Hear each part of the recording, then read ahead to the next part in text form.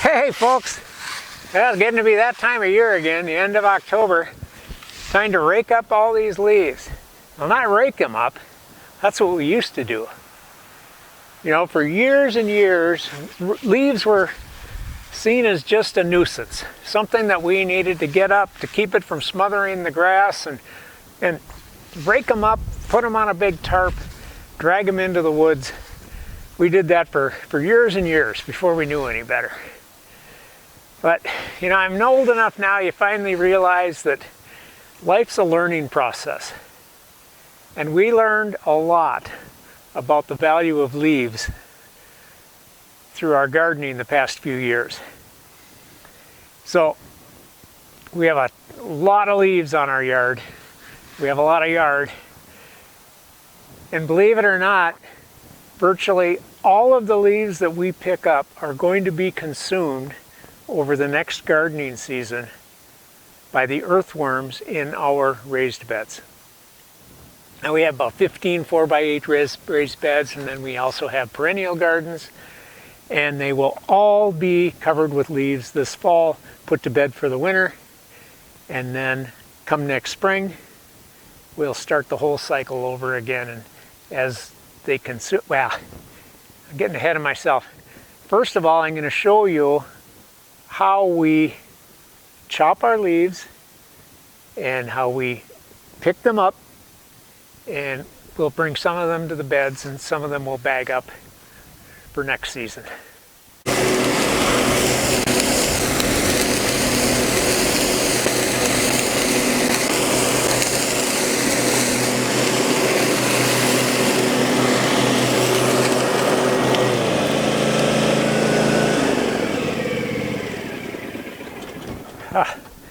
Well, first thing I do is hop on the riding mower and start chopping the leaves. I blow them all in one direction, and I come around and I blow them in the other direction, and it's kind of like leaf herding. I kind of herd the leaves and move them into like a windrow of chopped leaves, and every pass I make I chop and re-chop, and pretty soon I have some pretty finely chopped leaves that are all going to get picked up with a lawn sweeper. So this makes pretty quick work of herding the leaves and chopping them up in the process. So I'll catch up with you when I finish up this part.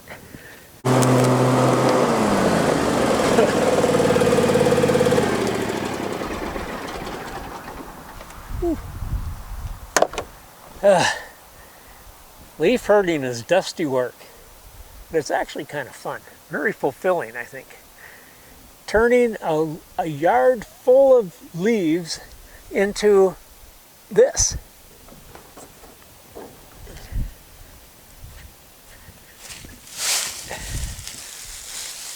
Mostly chopped, some finely chopped worm food.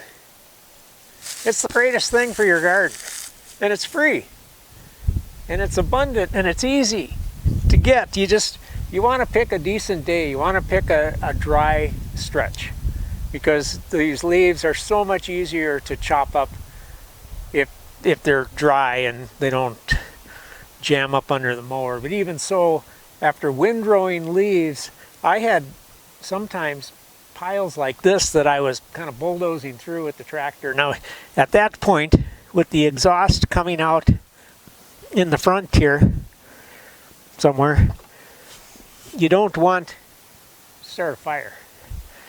And I found that if I went over the tallest part of a row, if I went over it with the tire, one of the tires, I could smoosh it down so the tractor would go over it and raise the mower deck up as high as it would go.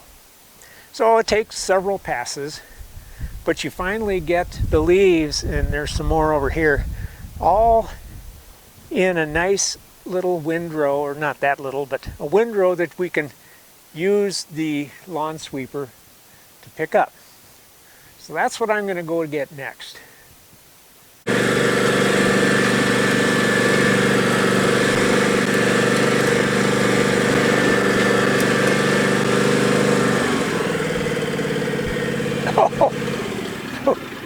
Sorry about that.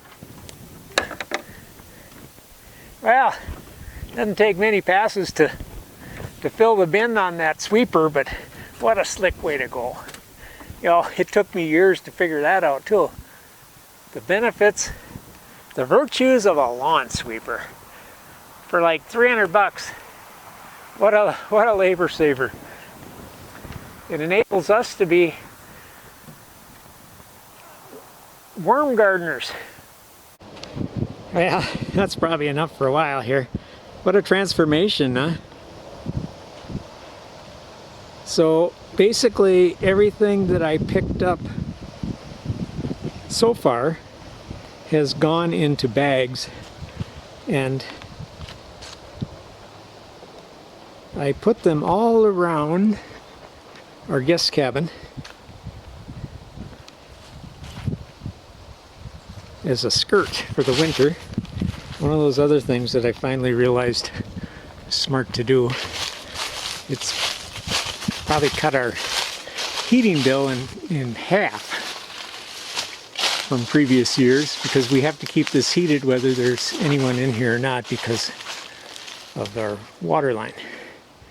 Okay, before I let you go, thought I'd show you what I do for small areas I can't get to with the garden tractor and the sweeper. And for those of you who have a more reasonable sized yard and you don't need a big garden tractor, just a mower, a push mower, just self-propelled mower with a mulching blade and a rear bagger really works slick for picking up and mulching leaves, and then you can take the whole bag over to a raised bed and dump it right on there and spread it out. And pretty much one of these baggers full will pretty much do a raised bed. So just a quick and easy way to gather up some leaves.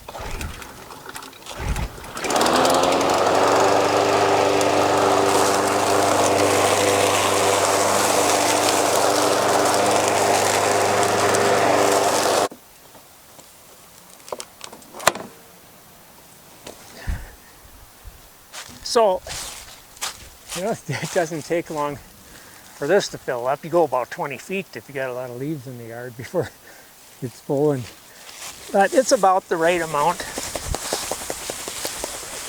This is a 3 by 12 raised bed, but that's a little light, but I'll get that spread around, and I only have 14 more to go.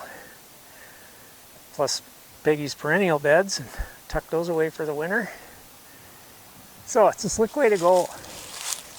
It's amazing what these worms will do to the soil and to your plants to help them grow.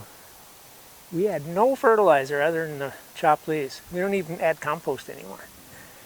Another kind of side benefit that I didn't talk about, when you do run over your whole yard with the mower and chop and re-chop, you end up with this really fine chopped leaf matter that stays on your lawn.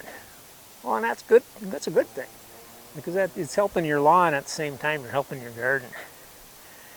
So if you want to watch the video about how I turned the leaves over in the spring, I have one from last April or May. You want to go back and take a look at that.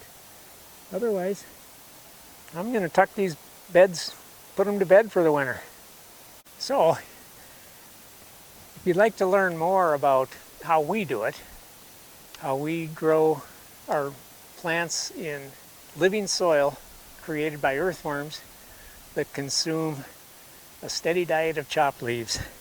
Last winter I wrote a book, Worms in Our Beds, Raised Bed Gardening in Living Soil.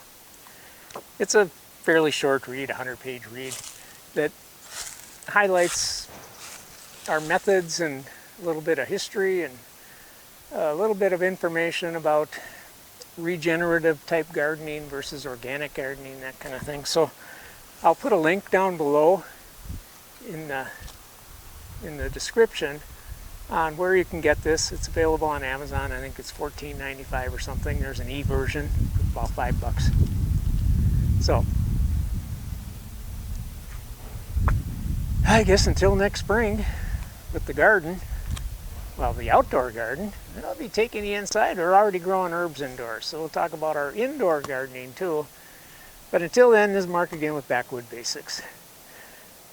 Yeah, let's grow together.